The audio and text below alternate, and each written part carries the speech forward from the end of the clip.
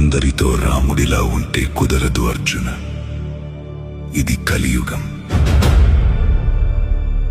మంచివారితో రాముడిలా, స్నేహితులతో కృష్ణుడిలా, అహంకారులతో నరసింహునిలా, అన్యాయం ఎదురైతే పరశురాముడిలా,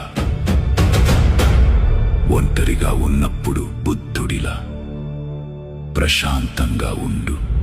అందరితో రాముడిలా ఉంటే కుదరదు అర్జున. ఇది కలియుగం.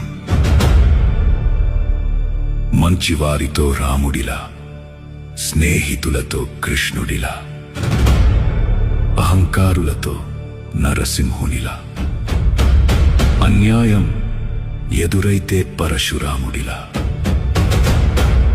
ఒంటరిగా ఉన్నప్పుడు బుద్ధుడిలా ప్రశాంతంగా ఉండు.